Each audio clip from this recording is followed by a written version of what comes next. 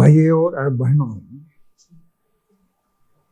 हम लोग आज भगवान बुद्ध और उनका धम्म इस ग्रंथ के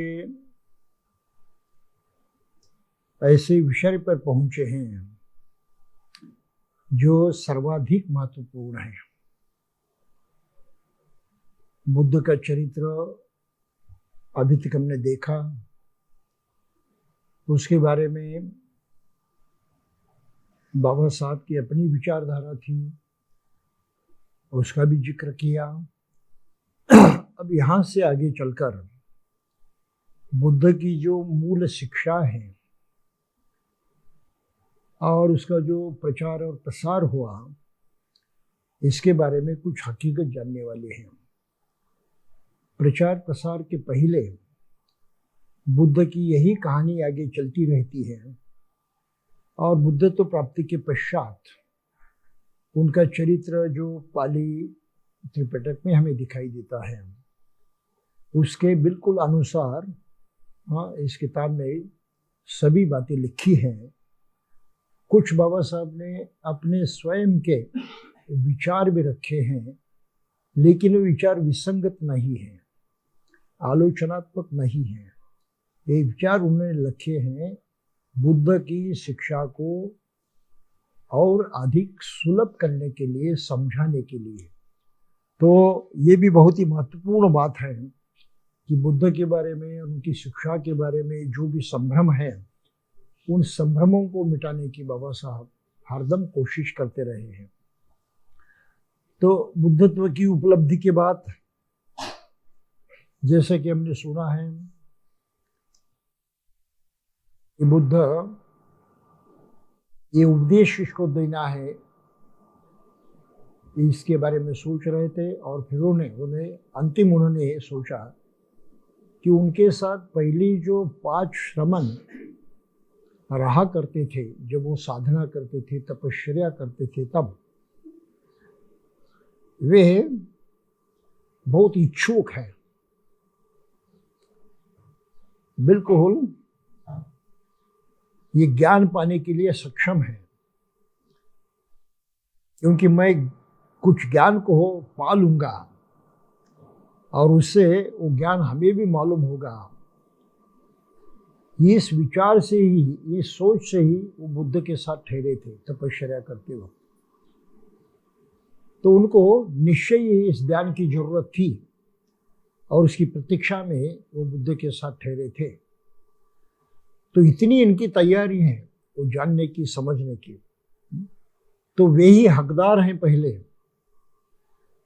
इस ज्ञान को पाने के। और साथ ही साथ उनकी अपनी भी क्षमता है, योग्यता है, क्योंकि ज्ञान पाने की दृष्टि से ही उन्होंने सब कुछ छोड़ा था और मेरा साथ दिया था। और आज भी उसी मार्ग पर चल रहे हैं, कहीं ना कहीं खोज करते करते अपनी तरीके से। तो ये बिल्कुल उचित लोग हैं जो मेरी बात को समझ पाएंगे। आम जनता तो एकाएक से समझ नहीं पाएंगे। अगर इन्होंने ठीक से समझा तो मनुष्य के लिए मेरा ज्ञान एक कारगर हो सकता है, काम आ सकता है। तो ये सोचते हुए बुद्ध गया से निकले और वाराणसी की तरफ, जिसके करीब में सारनाथ था, और सारनाथ के मृगदा वन में वो 5 श्रमण ठहरे हुए थे।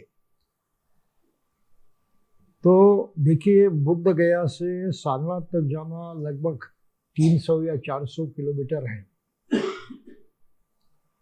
इतनी यात्रा उन्होंने धूप काले में तय की। वैशाख पूर्णिमा कब आती है? मई में। तब उनको बुद्धत्व की उपलब्धि हो गई। और फिर 1 सप्ताह के बाद, 4 सप्ताह के बाद वो इस यात्रा पर निकले।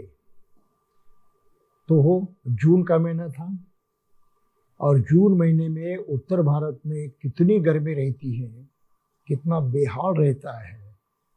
इस बात को अगर हम सोचें तो उस वक्त बुद्ध ने ये इतनी लंबी यात्रा कैसे तय की होगी, इसका कुछ अंदाज कर सकते हैं। बहुत ही कष्टपूर्ण काम था, लेकिन किसी भी हालत में ये कष्ट उठाकर मानव जाति को अपना ज्ञान देना ही है, इस दृढ़ निश्चय से बुद्ध आगे बढ़ रहे थे। तो उनकी करुणा का अंदाज हम यहाँ पर भी कर सकते हैं कि उनके मन में कितनी करुणा थी, कितनी इच्छा जाग उठी थी कि नहीं, किसी भी हालत में मुझे अपना ज्ञान मनुष्य जाति को देना ही है।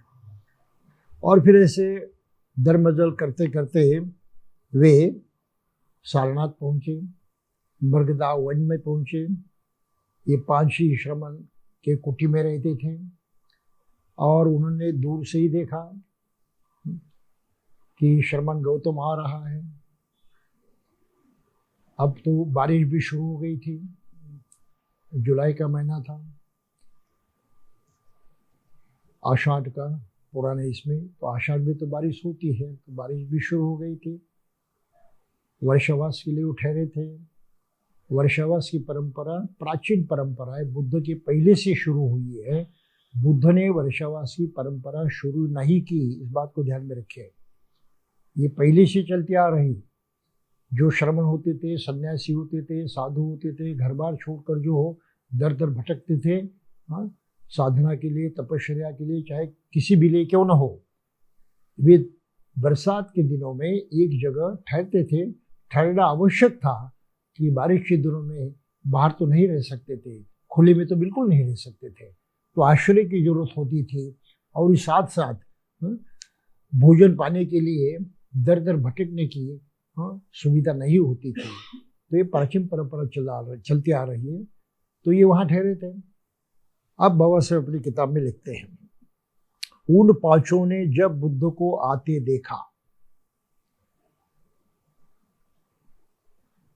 तो उन्होंने आपस में तय किया कि वे बुद्ध का स्वागत नहीं करेंगे, क्योंकि उन्होंने सोचा अभी ये अकेला था, उसके लिए काफी कष्टप्रद था। भिक्षा तो हम लाते थे, हम उनकी मदद करते थे, सेवा करते थे। अब हमारे चले जाने के बाद ये अकेला रह गया, तो हो भिक्षा पाना और सब करना इसके लिए बड़ा मुश्किल हुआ होगा। और फिर दोबारा वो अपने साथ रहने के लिए आ रहा है, तो पराभूत हुआ है, अपने मार्ग से ढल गया है। अब हमारी ही मदद पाने के लिए वो आ रहा है, ऐसी सोच उनके मन में थे। तब उन्होंने सोचा कि नहीं, हम अभी उनका स्वीकार नहीं करेंगे। उनमें से एक बोला, मित्रों, वह श्रमण गौतम चला आ रहा है जिसने तपस्या का मार्ग त्याग कर वैभव और भोग का जीवन अपना लिया है। उसने पाप किया है, इसलिए हमें न उसका स्वागत करना चाहिए, न उसके सम्मान में खड़ा होना चाहिए, उसका पात्र और न ही चीवर पकड़ना चाहिए। हम उसके लिए केवल एक आसन रख देंगे, इच्छा होगी तो वह उस आसन पर बैठ जाएगा। इस पर सब सहमत हो गए। लेकिन जब बुद्ध समीप पहुंचे तो वे 5 परिव्राजक अपने निर्णय पर दृढ़ न रह सके। बुद्ध के व्यक्तित्व ने उन्हें इतना प्रभावित किया कि वे सभी अपने आसन से खड़े हो गए।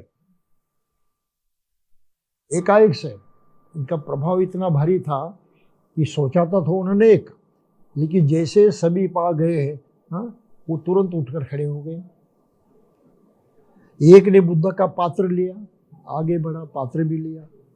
एक ने चिवर संभाला, एक ने आसन बिछाया और एक अन्य पांव धोने के लिए पानी ले आया। ये पाहुने यो इस तरह से होता है, पानी धोने के लिए। तो इस प्रकार उन्होंने स्वागत किया, बिना सोचे, एकाएक से बिल्कुल उत्स्फूर्त ढंग से उन्होंने स्वागत किया। तो बाबा साहब ने इस पर अपना मत दिया है, अपनी राय लिखी है यहाँ। वास्तव में एक अप्रिय अतिथि का यह असाधारण स्वागत था। बुद्ध तो उनको प्रिय नहीं थे, अप्रिय थे, फिर अतिथि बनकर आए थे और उन्होंने इतने सम्मानपूर्वक उनका स्वागत किया। तो अप्रिय अतिथि का असाधारण, बिल्कुल अनोखा ऐसा उसका स्वागत था। तो इसे एक बात पता चलती है कि बुद्ध का अपना व्यक्तित्व बहुत ही प्रभावशाली था, बहुत ही, यहाँ तक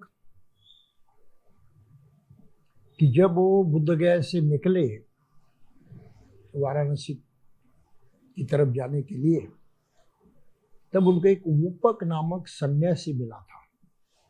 वो नग्न था। बुद्ध का व्यक्तित्व देखकर वो बहुत प्रसन्न हुआ, बहुत प्रभावित हुआ और जा रहा था अपने रास्ते से, लेकिन रुक गया। बुद्ध के समक्ष आया और बड़े आश्चर्यचकित होकर उसने बुद्ध से पूछा, क्या आप ईश्वर हैं? तो देखिए, ईश्वर एक बहुत ही सुंदर, बहुत ही प्रभावशाली ऐसा व्यक्तित्व है, अनोखा व्यक्तित्व है कि अनोखा व्यक्तित्व उसको जंच गया कि शायद ईश्वर होंगे। तो बुद्ध का व्यक्तित्व इतना प्रभावशाली था। बुद्ध ने कहा नहीं। फिर उस सोचा कि आप गंधर्व हैं। बुद्ध ने कहा नहीं। आप यक्ष हैं। बुद्ध ने कहा नहीं। आप किन्नर हैं। बुद्ध ने कहा नहीं। फिर तो बहुत ही गड़बड़ा गया। जितने हैं श्रेष्ठ जीव होते हैं, खासकर मनुष्य होते हैं, इनमें से तो है नहीं। दिखाई देता है तो मनुष्य ही, लेकिन कहता है कि मैं वो नहीं हूं। तो फिर आखिर पूछता मानव है? बुद्ध कहते नहीं। तो बिल्कुल ये गड़बड़ा गया, मानव भी नहीं है, कौन आखिर? तो बड़े व्याकुलता से उन्होंने सवाल पूछा कि आखिर आप है कौन? और तो बुद्ध ने उनसे कहा था कि भाई चाहे मानव हो या देवता हो, यक्ष किन्नर गंधर्व कोई भी हो, ये सभी अपने वासना विकारों से बंधे हुए हैं, इसके अधीन है, इसलिए दुख में जकड़े हुए हैं।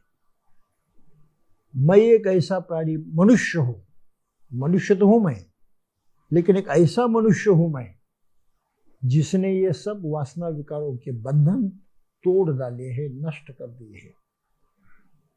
सभी सुखों को मैंने प्राप्त कर लिया है। अगर तुम्हें मुझे पहचानना है और मुझे संबोधित करना है तो हे ऊपक, मुझे बुद्ध नाम से जानो।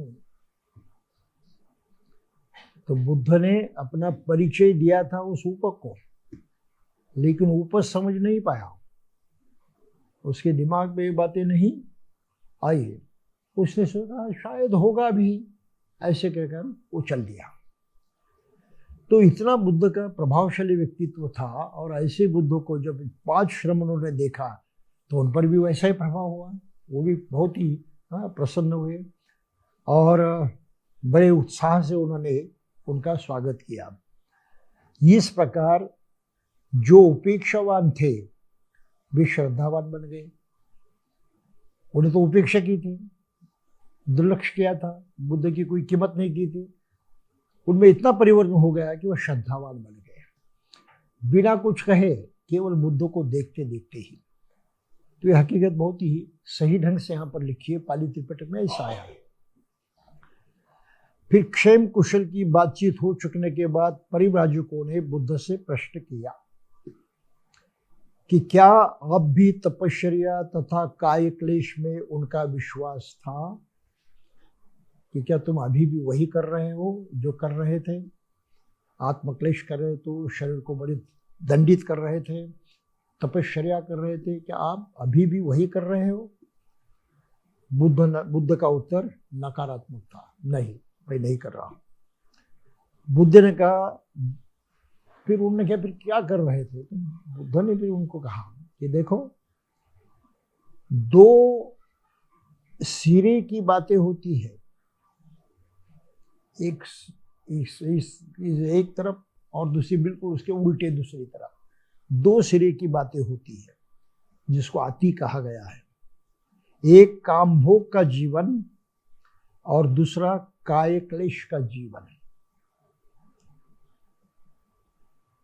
और ये दोनों अंत जो हैं, इनको जिसने सत्य की खोज करने के लिए ये प्रबज्जा ली है, घर बार छोड़ा है, उसने इसका अवलंब नहीं करना चाहिए, उस मार्ग से नहीं जाना चाहिए, उसको टाल देना चाहिए। एक का कहना है खाओ पियो मजा उड़ाओ, क्योंकि कल तो मर ही जाना है। दूसरे का कहना है सभी वासनाओं का मूलच्छेद कर दो, क्योंकि वे पुनर्जन्म का कारण है। उन्होंने दोनों को आदमी के योग्य नहीं माना, किसी भी आदमी के काम की चीजें नहीं। वे मध्यम मार्ग को मानने वाले थे। बुद्ध ने, बाबा साहब ने लिखा है मध्यमा पतिपता, जो कि न तो काम भोग का मार्ग है और न काय क्लेश का मार्ग है। बुद्ध ने परिव्राजकों से कहा, मेरे इस प्रश्न का उत्तर दो कि जब तक तुम्हारे मन में सांसारिक अथवा अलौकिक भोगों की कामना बनी रहे, क्या तुम्हारा समस्त काय क्लेश व्यर्थ नहीं होगा? तुम अपने शरीर को बहुत दंडित कर रहे हो, तो तपस्या कर रहे हो, लेकिन मन के अंदर ये काम वासना, सभी भोगों की वासना तो कायम है, वो हटी नहीं, तो तुम्हारा ये सब कष्ट बेकार है, कोई फायदा नहीं उसका। उन्होंने उत्तर दिया, जैसा आप कहते वैसा ही है। काय क्लेश का शोक संतप्त जीवन गुजारने से आप काम तृष्णा से कैसे मुक्त हो सकते हैं? उसी भावना में रहकर, उसी मानसिकता में रहकर आप उससे कैसे छूट सकते हैं? आपका अंदर है, उसके अंदर आपने छोड़ा नहीं। उन्होंने उत्तर दिया, जैसा आप कहते वैसा ही है। जब आप अपने आप पर विजय पा लेंगे तभी आप काम तृष्णा से मुक्त होंगे। जब तक आप में सांसारिक काम भोग की कामना न रहेगी, और तब आपकी स्वाभाविक इच्छाएं आपको दूषित नहीं करेंगी। आपको अपनी शारीरिक आवश्यकताओं के अनुसार ही खाना पीना ग्रहण करना चाहिए। सभी तरह की विषयाक्ति कमजोर बढ़ाती हैं। विषयों में आसक्त सब प्राणी वासनाओं का गुलाम होता है। सभी काम भोगों की इच्छा करना अपमानजनक और अभद्र है। लेकिन मैं तुम्हें कहता हूं, शरीर की स्वाभाविक आवश्यकताओं की पूर्ति करना बुराई नहीं है। शरीर को स्वच्छ बनाए रखना एक कर्तव्य है, अन्यथा आप अपने मनोबल को दृढ़ और स्वच्छ नहीं बना रख पाओगे, और प्रज्ञा रूपी प्रदीप भी प्रज्वलित नहीं कर पाओगे। हे परिव्राजकों, ये दो अंत की बातें हैं जिससे प्राणी को सदा बचना चाहिए। एक और उन चीजों में संलग्न रहने की आदत से जिसका आकर्षण वासनाओं एवं मुख्यतः विषय शक्ति पर निर्भर करता है। यह संतुष्टि प्राप्त करने का निम्न कोटि का तथा विधर्मी मार्ग है, अयोग्य है, हानिकारक है। दूसरी ओर आदत के अनुसार उसका अभ्यास तपश्चर्या अथवा कायक्लेश जो दुखदायी है, अयोग्य है तथा हानिकर है। इन दोनों सिरों की बातें से अलग एक मध्यम मार्ग है। ये समझ लो कि यही मार्ग है जिसका मैं उपदेश देता हूँ। तो परिव्राजकों ने ये बात बिल्कुल ध्यान से सुनी। यह न जानते हुए कि बुद्ध के मध्य मार्ग का क्या उत्तर दें, उन्होंने प्रश्न किया, जब हम आपको छोड़कर चले आए थे तो उसके बाद आप क्या करते रहे? तो ये आगे की बात बाबा साहब ने अलग ढंग से लिखी है। जो पाली सूत्र है उसमें मूल जो है, जो अब तक हमने पढ़ा, वही विषय पाली में आया है।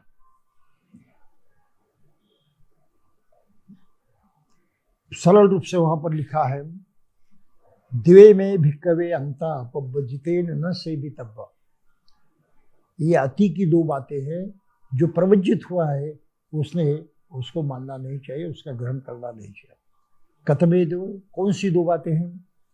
योचाय काम सुखल काम योगो, ये वासना विकारा में, काम वासना में रत रहना। जो कैसा है, हीन है, यानी निचला मार्ग है।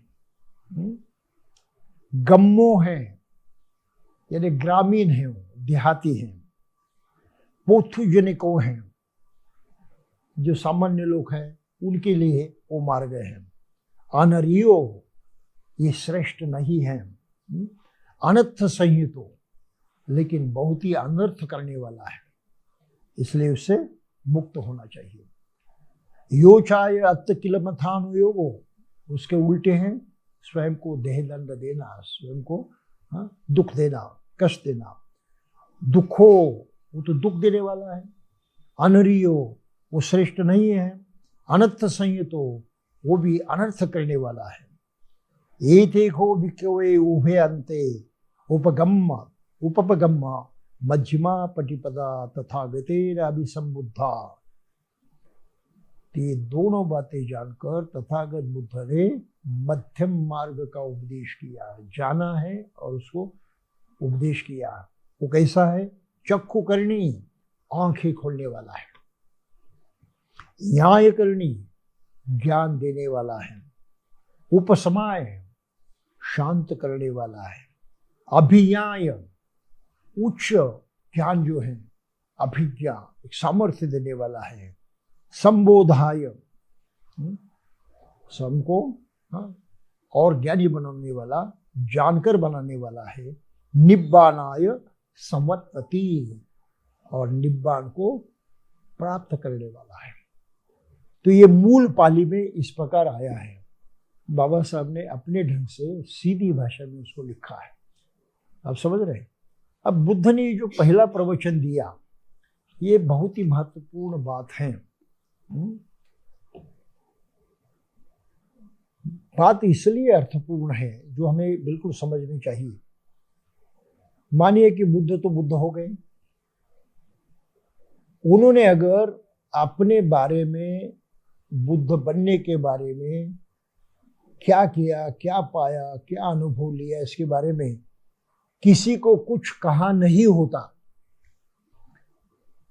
तो क्या होता था? किसी से उन्हें बात ही नहीं की, चुपचाप रहे, तो क्या होता था? कुछ होता था या नहीं? उन्होंने पाया, उनको ही ज्ञान था और किसी को मालूम नहीं था। उन्होंने अगर ये औरों को बताया नहीं होता तो क्या होता था? जवाब है, हमें बुद्ध भी मालूम नहीं होते थे, और बुद्ध ने जो ज्ञान या धम्म है वो भी हमें मालूम नहीं होता था। बिल्कुल सही है। बुद्ध ने जब अपना अनुभव कथन किया, अपनी बात प्रकट की, तब कहीं दुनिया को पता चला कि बुद्ध, ये भी ऐसी अवस्था होती है, ऐसी स्थिति होती है जो आदमी पा सकता है। अब समझ इस बात को। मानव जाति के लिए ये ज्ञान बिल्कुल ही अलग था, बहुत ही क्रांतिकारी था, क्योंकि इससे पहले ये ज्ञान किसी को ज्ञात नहीं था। समझ रहे इस बात को? तो बुद्ध का ये पहला प्रवचन, अपनी बात दुनिया के सामने रखना, ये मानव जाति के इतिहास में हुई सबसे बड़ी क्रांति थी, सबसे बड़ी क्रांतिकारी घटना। लाखों वर्षों से आदमी सुख की खोज में दौड़ता था, अनेक प्रकार के धर्मशास्त्र उन्होंने बनाने, अंदाज बनाए, रीति रिवाज बनाए, कर्मकांड बनाए, सब कुछ निर्माण किया उसने, फिर भी सुख के करीब भी नहीं पहुंच सका। और सुख कहां से प्राप्त हो सकता है, इसका भी कोई रास्ता उसको नहीं सोचा। लाखों साल की वो बात है, एक दिन की बात नहीं है। पूरे समूचे मानव जाति में पहली दफा हुआ कि किसी मानव ने मनुष्य की जो सबसे बड़ी अपेक्षा है उसको पाया, उसको प्रत्यक्षात उतारा, और स्वयं वो लोगों के सामने प्रकट करने के लिए तैयार हुए। तो बुद्धत्व की प्राप्ति से भी लग बढ़कर बुद्ध ने अपने अनुभव को बयान किया, बताया, वो क्रांतिकारी बात थी। संपूर्ण मनुष्य जाति में इस बात पर हमको बल देना है, गिने गिने लोगों के बारे में नहीं, संपूर्ण मानव जाति में ये महान क्रांतिकारी समय था जब बुद्ध ने अपने अनुभव कथन किया। और जो अनुभव उन्होंने बताया, मैंने कैसे किया, किस तरह से पाया, वो अनुभव ही उनका धम्म कहलाता है। ये सोच विचार का मामला नहीं है, ये सोच विचार का मामला नहीं है, कल्पनाओं का मामला नहीं है। ये तो प्रत्यक्ष अनुभव, मैंने ऐसे ऐसे ऐसे किया, ये घटना घटी है। और ये अनुभव जो बुद्ध ने जैसे कि वैसा सामने रखा, तो बुद्ध के इस निजी अनुभव को ही धम्म कहते हैं। आप समझ रहे इस बात को? ये केवल विचार नहीं है, केवल सोच नहीं है, केवल कल्पना नहीं है, ये निजी प्रत्यक्षात अनुभव की हुई बात उन्होंने की है, जिसको धम्म कहा जाता है। तो ये समझना जरूरी है। बहुत सारे लोग इस बात को समझ नहीं पा रहे हैं कि मनुष्य जाति में इतनी भारी क्रांति हो गई कि सुख कहाँ से मिलता है इसका पता चला, सुख की राह जो है, पाने की राह जो है, वो मालूम हो गई। इससे बड़ी क्रांति दुनिया में कभी नहीं हुई थी। तो बुद्ध की तरफ अगर हम इस तरह से देखते हैं, हर कोई मनुष्य इस तरह से बुद्ध के बारे में सोचता है, तब कहीं उसको जान पड़ेगा कि मैं भी तो सुख चाहता हूं, और सुख का मार्ग तो केवल इतना ही है, बुद्ध के पास ही है। तो बुद्ध के सिवा मुझे कोई पर्याय नहीं, मुझे उनका स्वीकार करना चाहिए और उनके दिखाए मार्ग पर चलना चाहिए।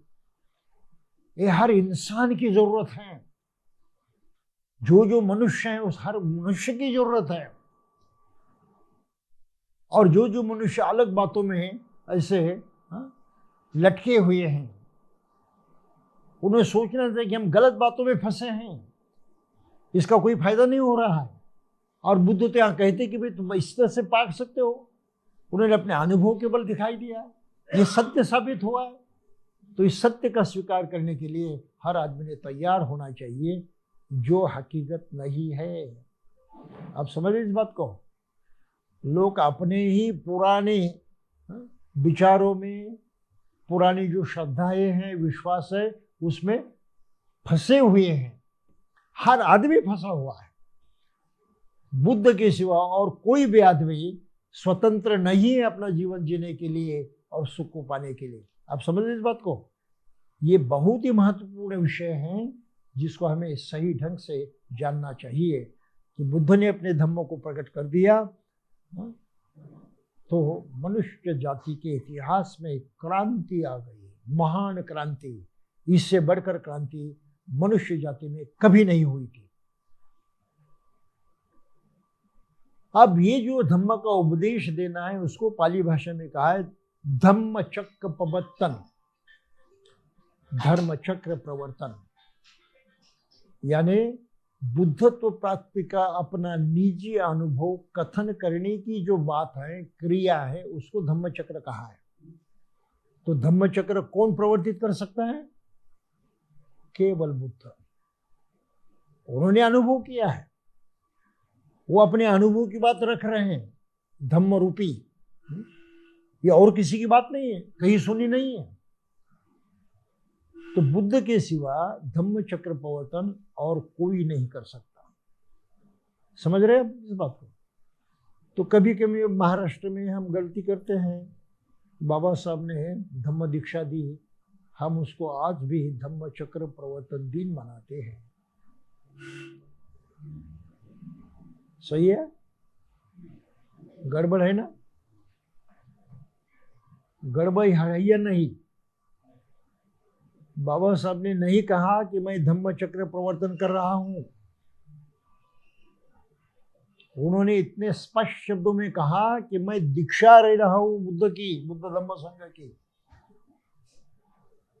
मैं इसको अपना रहा हूं। बुद्ध ने प्रकट कर दिया है, बुद्ध ने अपना धर्म जो है सबके लिए जाहिर कर दिया है, मैं इसका स्वीकार कर रहा हूं, मैं अपना रहा हूं, बुद्ध का अनुयायी बन रहा हूं, मैं उपासक बन रहा हूं। आप समझ रहे इस बात को? तो बाबा साहब ने इतनी स्पष्टता से अपनी बात रखी और प्रत्यक्ष ये सामूहिक धर्मांतरण का कार्य किया। अब उसको हम सही ढंग से जानने की कोशिश करनी चाहिए। गलत शब्दों का प्रयोग करते हुए हमें बौद्ध परंपराओं को कमजोर नहीं बनाना है। आप समझ रहे इस बात को? तो बाबा साहब ने धम्म दीक्षा ली, बुद्ध ने धम्म प्रकट किया। इसलिए जो आषाढ़ पूर्णिमा है जो हमने पिछले महीने में मनाई, वो धम्म के निर्माण होने का, धम्म का उदय होने का दिन है और इसलिए उसको धम्म जयंती कहते हैं। बुद्ध को बुद्धत्व की प्राप्ति हुई इसलिए बुद्ध जयंती। लेकिन सच्चाई ये थी कि सिद्धार्थ के नाम से वो उसी दिन जन्मे थे। ये तो योगायोग था, हम कहे एक्सीडेंट था। लेकिन बुद्ध तो प्राप्ति उस दिन हो गई इसलिए बुद्ध जयंती है। समझे? बुद्ध बने तब बुद्ध जयंती मानी जाती है। पहले बुद्ध नहीं थे, वो शरीर से जन्मे थे सिद्धार्थ के रूप में, वही दिन जन्मे थे, तो योगायोग है। और आगे चलकर यूं भी कहा जाता है कि बुद्ध का महापरिनिर्वाण भी वैशाखी पूर्णिमा को ही हो गया। तो 3 बातें एक ही दिन हुई है और हम सभी लोग उसको बुद्ध पूर्णिमा के नाम से मनाते हैं, बुद्ध जयंती के नाम से। ठीक है? तो बुद्ध प्रथम रत्न है, सबसे महत्वपूर्ण उपलब्धि है, हमारे लिए उसको रत्न कहा गया है। तो धम्म भी वैसे रत्न है। तो धम्म रत्न का जन्म हुआ, प्रकट हुआ धम्म, तो उसको क्या कहना चाहिए? धम्म जयंती। सीधी सी बात है ना? लेकिन महाराष्ट्र में, पूरे देश में आज भी बहुत सारे लोगों को ये पता ही नहीं कि आषाढ़ पूर्णिमा वास्तविक धम्म जयंती का दिन है और धम्म की जयंती हमने मनानी चाहिए। अब समझ रहे इस बात को? हम उस दिन को कैसे मनाते हैं? बहुत कुछ उल्टा सीधा कर देते हैं। धम्म का महत्व हमने खो दिया है, छोड़ दिया है। हम कहते वे आषाढ़ पूर्णिमा का तो भिक्षुओं का वर्षावास शुरू होगा।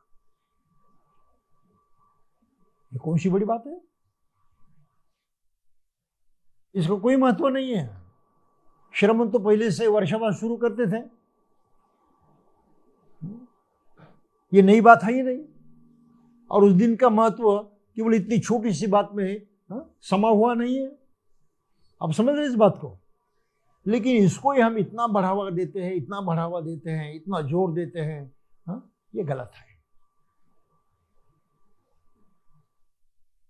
धम्म जयंती को धम्म जयंती के तौर पर ही मनाना चाहिए और इस आचरण पर जोर देते हैं बौद्ध राष्ट्रों में। ये दुनिया में, खासकर बौद्ध राष्ट्रों में, सबसे बड़ा त्योहार माना जाता है आषाढ़ पूर्णिमा। बौद्ध जगत में सबसे बड़ा त्योहार माना जाता है। इससे बढ़कर बुद्ध जयंती भी नहीं है, क्योंकि बुद्ध ने बताया नहीं होता तो बुद्ध के भी पता नहीं चलता था। तो धम्म जयंती का इतना महत्व माना जाता है। विहारों में इतनी भीड़ होती है, लोग उपोषण का पालन करते हैं और इतना दान देते हैं कि पूछो मत। दान की कोई सीमा नहीं रहती। वो मंगल दिन होता है, बहुत ही कल्याणकारी दिन माना जाता है। हर आदमी बिल्कुल इसमें स्वयं को झोंक देता है और जितना करे उतनी करने की कोशिश करता है। इतना उत्साह उन लोगों में रहता है धम्म जयंती के कारण, आषाढ़ पूर्णिमा। और फिर बहुत सारे लोग, कम से कम हम कुछ दिनों तक बुद्ध की शिक्षा पर अमल करेंगे, पूरा समय दे देंगे, तो श्रामणीर बन जाते हैं, भिक्षु बन जाते हैं 1 महीने के लिए, 3 महीने के लिए वर्षावास के दौरान। और ढेर सारे उपासक ये सोचते कि नहीं हर दिन उपोषित करेंगे, ये जीवनचर्या होगी हमारी, धम्म का आचरण करना है, धम्म प्राप्त हुआ है, सुख की ओर जाने का रास्ता प्राप्त हुआ है, हम चलेंगे उस पर, रुकेंगे नहीं। तो ये मानसिकता बौद्ध देशों में होती है। दान तो लगातार देते रहते, एक दिन खाली नहीं जाता दान देने के लिए। विहारों में ढेर सारी चीजें आती है, वो देखकर कभी कोई नए आदमी को लगता है विहार में रहने वाले भिक्षुओं के लिए इसकी क्या जरूरत है, इतना सब देने की क्या जरूरत है, ऐसा तो वो सवाल पैदा होता है। लेकिन उनकी अपनी भाषा में उसका जवाब अलग है। अरे हमको दान देना है, हमने दान दे दिया, भिक्षु संघ को दान दे दिया, और भिक्षु संघ उससे कितना लाभ उठाएगा?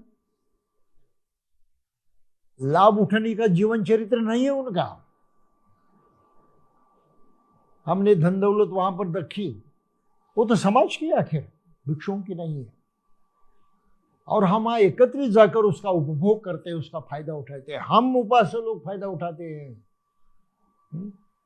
आप समझ रहे हैं इस बात को? भिक्षु तो भोजन करके चुपचाप बैठेगा। विहार में बहुत सारा धन भी है, तो क्या हर दिन वो ताज होटल में जाकर खाना खाएगा? ये तो संभव नहीं है ना। कहीं होटल में जाकर खाएगा ही नहीं वो तो केवल लोगों ने दिया है उस पर ही निर्भर करेगा। तो इतना धन विहार में किसके काम का? उसके तो काम का नहीं। अब वस्त्र पहनना है तो चीवर है, कितना कीमती चीवर पहनेगा? रेशम का पहनेगा ज्यादा से ज्यादा, ये तो है। और फैशन करने का तो मौका ही नहीं है, ये भी तो सही है ना। तो कितने रेशम की चीवर पहनेगा? तो जो धन दौलत विहारों में इकट्ठा होती है उसको वैसे कोई लाभ नहीं। वो तो उसकी रक्षा करने वाला है, रखवालदार है। और इन सभी चीजों का आम जनता को किस तरह से लाभ होगा उस तरफ ध्यान देने वाला है। तो ये सभी धन जो है आखिर जनता के लिए न्यायपूर्वक जिसकी जरूरत हो उसको सही ढंग से देने की, वितरित करने की बहुत भारी जिम्मेदारी संघ उठाता है। निस्वार्थ सेवा जिसे कहते हैं, वो निस्वार्थ सेवा इस प्रकार से निर्माण होती है। को समझ में आता है? और फिर रहने के लिए वो क्या करेगा? महल थोड़ी बनवाएगा, उसकी जरूरत नहीं है। वो रहता है विहार में, जो सुविधा है उतनी काफी है।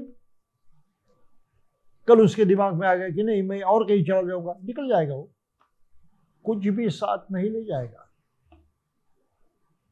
आप समझ इस बात को? तो ये परंपरा है, इसलिए इस दिन लोग धम्म के लिए इतना दान देते हैं,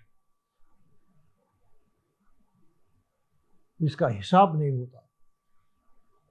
मैंने श्रीलंका में देखा, एक विहार में, जंगल में विहार था, गांव करीब कहीं नहीं था। हम वहां गए थे तो वहां इतना सामान आया था दान में। 2-3 ट्रक बाहर खड़े थे, उनमें से उन्होंने सामान उतारा, बहुत बड़ा मंडप लगाया था, उसमें सब रख दिया, क्योंकि अंदर रखने के लिए जगह नहीं थी। आश्चर्यचकित हो गए हम लोग, मैं और मेरे दूसरे मित्र बनते आनंद। हमें क्या है? हमने पूछा लोगों से, कुछ नहीं, ये तो समाज की दौलत है। भिक्षु तो केवल रक्षा करने वाले, संभालने वाले हैं, उनके लिए इसका कोई फायदा नहीं। लेकिन हम विश्वास के साथ उनके हाथ में सौंप देते हैं, क्योंकि वो आम जनता के काम आता है। जिसको जरूरत होती है उस तक पहुंचता है, सभी को न्याय मिलता है।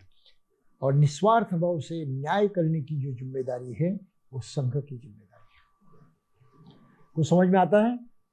ये जो परंपराएं हैं जिससे बौद्ध समाज निर्माण होता है, सभी को उसका लाभ होता है। हर दिन की जो कोई कठिनाई है उस पर भी कुछ इलाज होता है। ये बात हमारे देश में अब तक निर्माण नहीं हुई और बाबा साहब चाहते थे इस प्रकार का सहयोग कि हम एक दूसरे के काम आए। सीधा तो हम दूसरे के काम नहीं आते हैं, लेकिन विहार रूपी ऐसा माध्यम निर्माण हो जिसमें हमारी धन दौलत रहे और जिसका उपयोग जो है आम जनता के लिए निस्वार्थ भाव से की जाए और वो करने का कार्य जो है, जिम्मेदारी वो भिक्षु संघ की।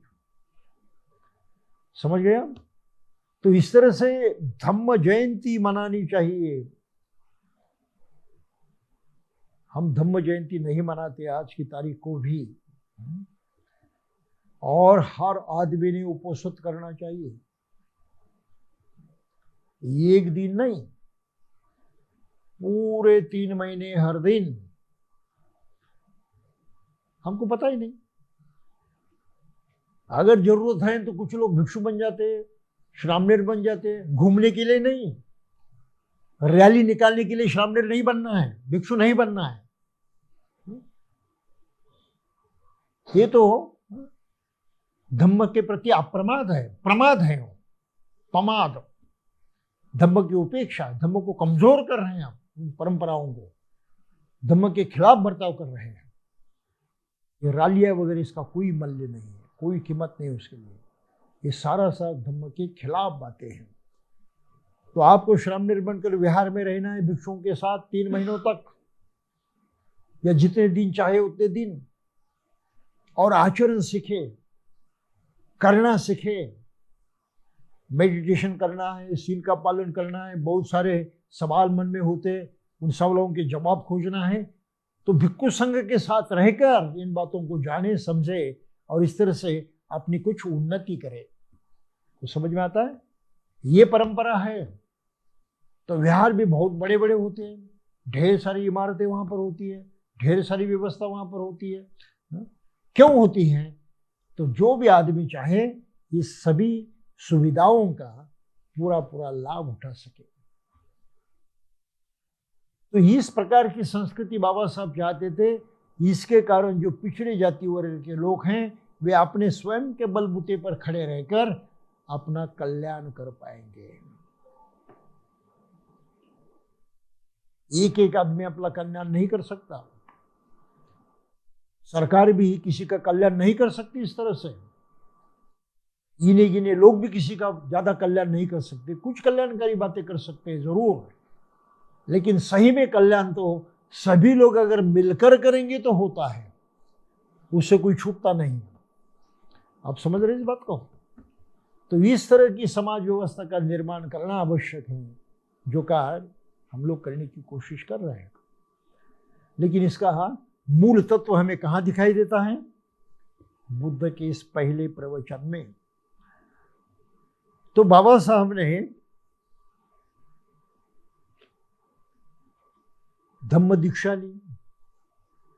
क्यों ली इसका कारण मैंने बताया कि समाज का कल्याण होने का यही एकमात्र रास्ता है, दूसरा नहीं।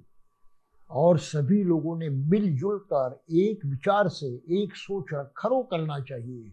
इसलिए सभी ने धम्म दीक्षा लेकर बौद्ध बनना जरूरी है। और जिस दिन बाबा साहब ने धम्म दीक्षा दी उसको लेकर भी हम लोग विवाद करते हैं, जरा उस पर भी चंद शब्दों में कुछ कहना जरूरी है। एक तो हम उसको गलती से धम्म चक्र प्रवर्तन दिन कहते हैं, गलती है वो। बाबा साहब ने धम्म का स्वीकार किया। 1000 वर्षों से भी अधिक समय तक बुद्ध और धम्म भारत के बाहर था। यहां से बुद्ध को और धम्म को देश के बाहर कर दिया था, निकाल दिया था। यहाँ के लोग बुद्ध को पहचानते भी नहीं थे, समझते भी नहीं थे। ढेर सारी मूर्तियां, ढेर सारे विहार जो उनमें भी उन्होंने परिवर्तित किया। बुद्ध की मूर्ति में भी उल्टा पुल्टा किया और नाना प्रकार के देवी देवताओं के नाम देकर उन्होंने बुद्ध के रूप को भी भ्रष्ट कर दिया। ऐसी अवस्था में बुद्ध कोई जानता ही नहीं था भारत में। तो बाबा साहब ने पहली दफा भारत में बुद्ध को लाया, धम्म को लाया।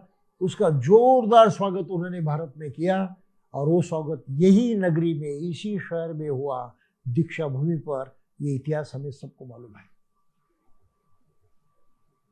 तो क्या ये जरूरी नहीं था कि इसी भूमि से बाबा साहब ने जो ध्येय रखा था भारत बौद्ध में करने का, वो कार्य चले? यही से होना चाहिए था ना? हो रहा है?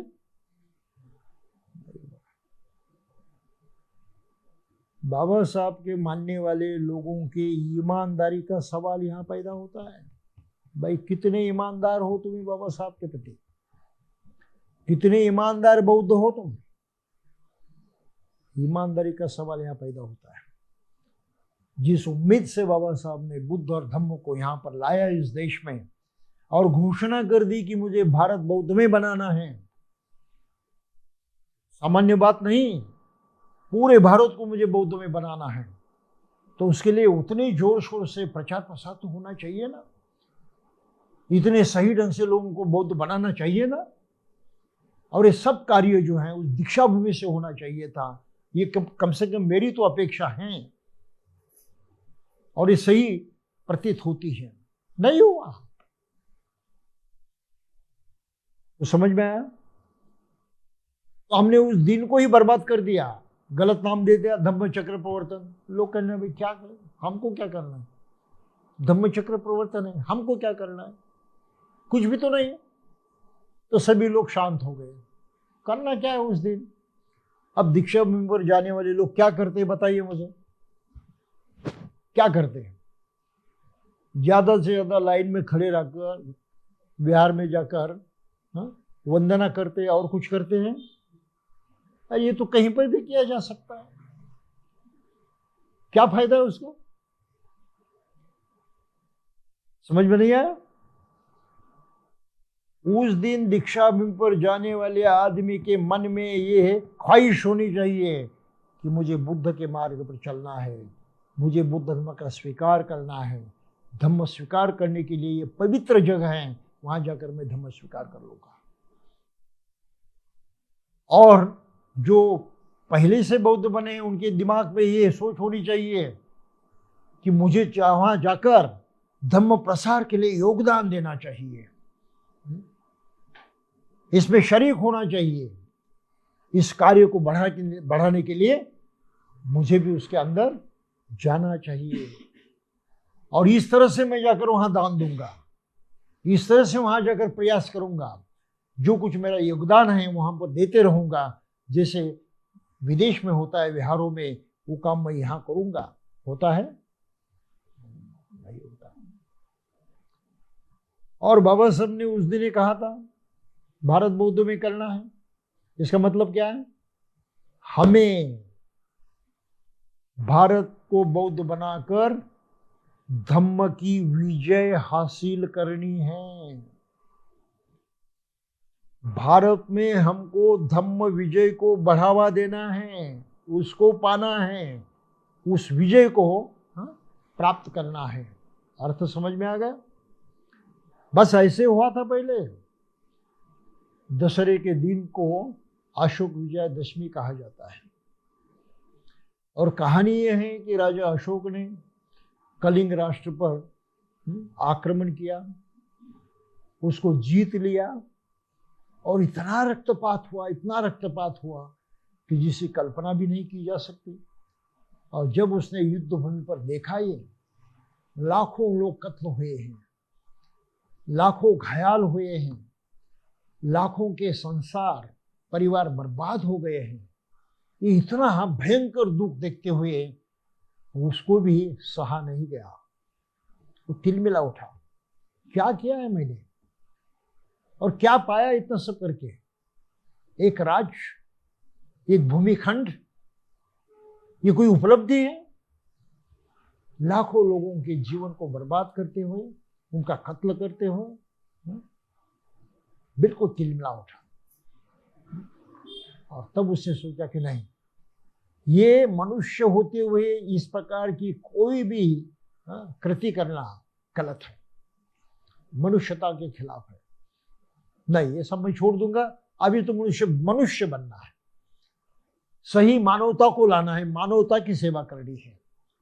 और तब कहीं उसने बुद्ध धम्मों को अपनाया और घोषणा क्या की, आइंदा ये राजा शक्तिशाली है, लड़ाई करने की क्षमता है, औरों को अपने बल पर जीतने की ताकत है, लेकिन ये शस्त्र का प्रयोग ये राजा करने वाला नहीं है।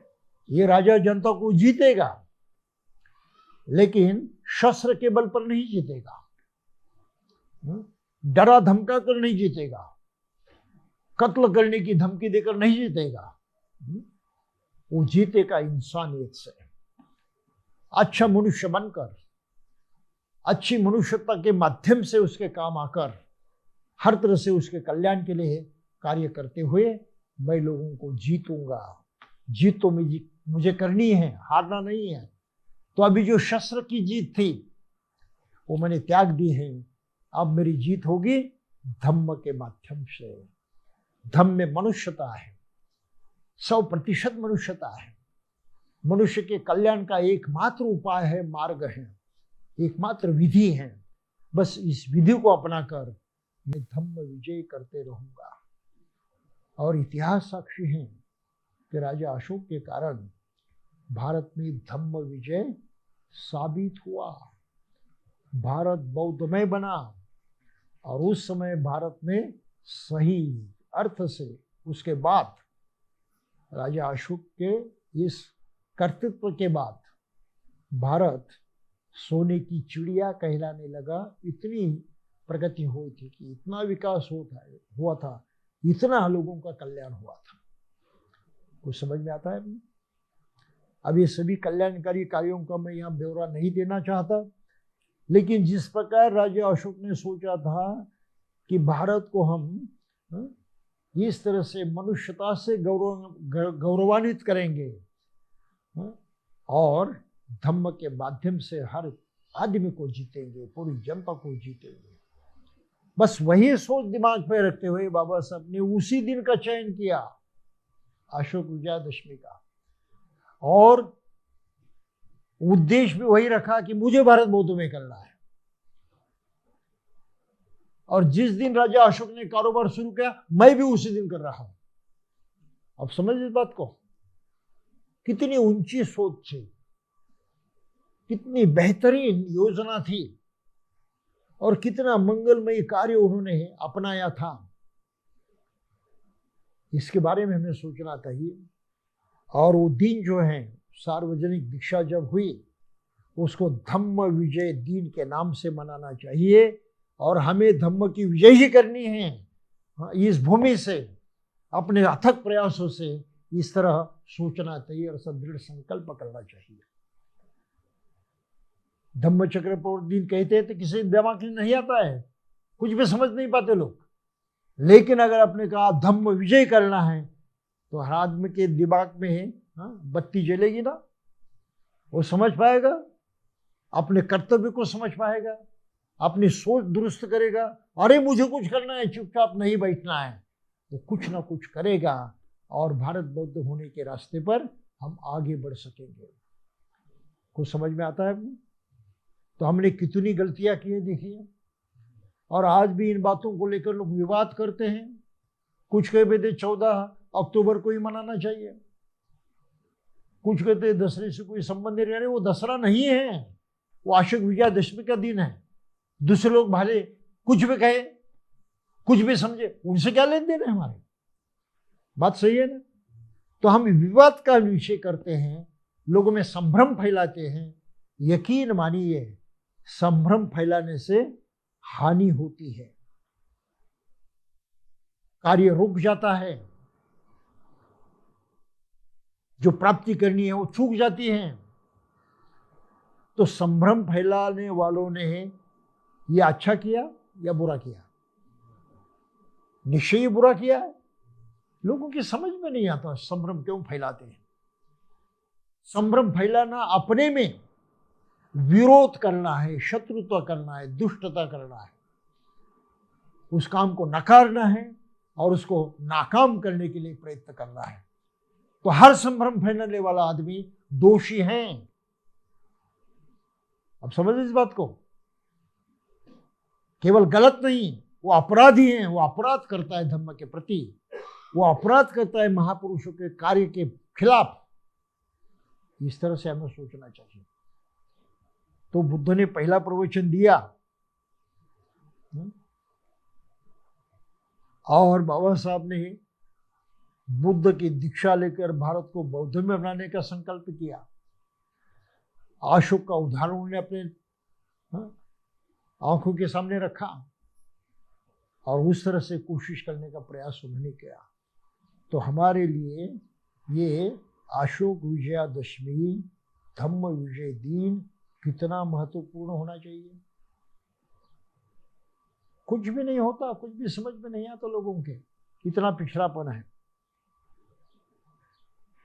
तो इस पिछड़ेपन से भी हमें मुक्त होना जरूरी है। उस दिन लोगों की सहायता करनी है, दान देना है, लेकिन दान भी ऐसे इस ढंग से देना है और भिक्षु संघ को देना है जो दान आम जनता तक पहुंचेगा, जरूरतमंदों के काम आएगा। लेकिन हम उस दिन दान देते हैं, भोजन दान देते हैं, हर जगह गली गली में भोजन दान के स्टॉल लगते हैं। भाई किसको खिला रहे हो? गाड़गे महाराज कहा करते थे, भूखे को अन्न दो, वो दान सही है। नंगे को वस्त्र दो, वो दान सही है।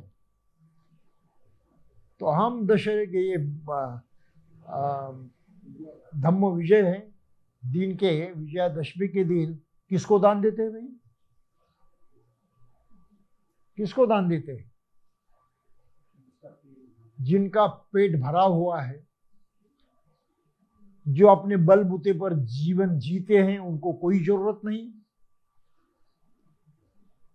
आप समझ रहे हैं? ऐसे लोगों पर हम अपना धन, हम अपना दान बर्बाद करते हैं। ढेर सारे लोग तो उसको यत्र तत्र फेंक देते हैं। पैरों तले हमारा ये अनाज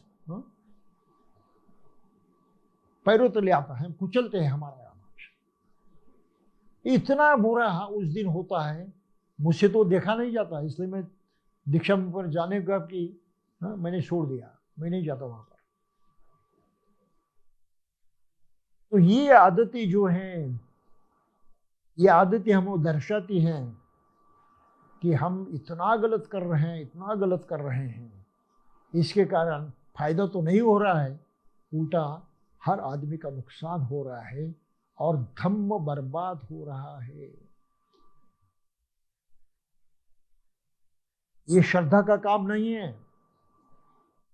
ये द्वेष का काम है, नफरत का काम है। धम्म से नफरत करते हैं हम, इसलिए धम्म की गरिमा को नहीं जानते, धर्म के महत्व को नहीं जानते और उसको उसी तरह से प्रत्यक्षात उतारने की कोशिश नहीं करते।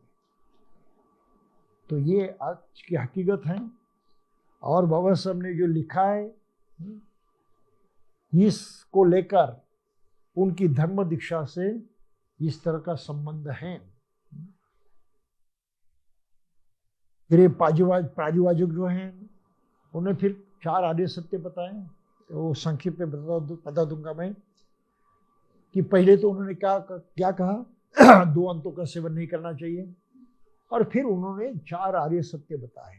भाई दुख है, दुख का कारण भी होता है, दुख को हटाया जा सकता है और हटाने का मार्ग जो है वो आर्य अष्टांगिक मार्ग है, उसका उपदेश दिया। तो पहला प्रवचन जो बुद्ध का है उसमें बस इतना ही सूत्र आता है, उसका पठन हर जगह किया जाता है। लेकिन बाबा साहब की मान्यता था कि केवल इतनी सी बात कही 3 महीने में, ये तो नहीं हो सकता।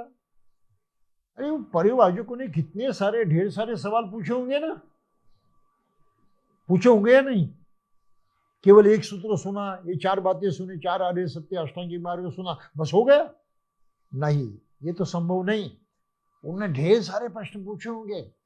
तो किस तरह से उनके प्रश्न होंगे, किस तरह से बुद्ध ने जवाब दिए, ये सब बात जो है बाबा साहब ने अपने आगे के पुष्ट में लिखी है।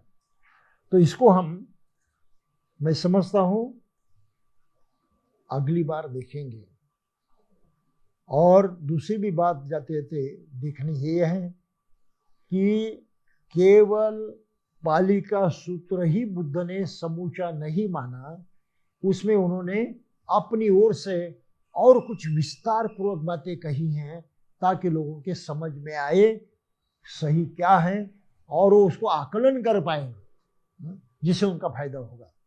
तो ये सभी जो सूत्र हैं उसका अध्ययन मैं समझता हूँ अगली बार करेंगे। आपके लिए तो अपना समय खत्म हुआ है।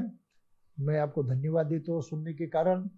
आप इसके बारे में जरूर सोचिए, बहुत माने रखने वाली बात है, बहुत महत्वपूर्ण बात है। और ये महत्वपूर्ण बात हम सही ढंग से समझ कर अगर सुधार करेंगे तो हमारे लिए उज्जवल भविष्य है। अगर हमने सुधार नहीं किया तो कुछ अर्थ नहीं हमारे अध्ययन का और ये सब कुछ जानने का। तो आप इस तरह से विचार करेंगे, सोचेंगे, इस तरह से कामना करते हुए मैं आपको धन्यवाद देता हूँ और यहीं पर रुकता हूँ। जय भीम।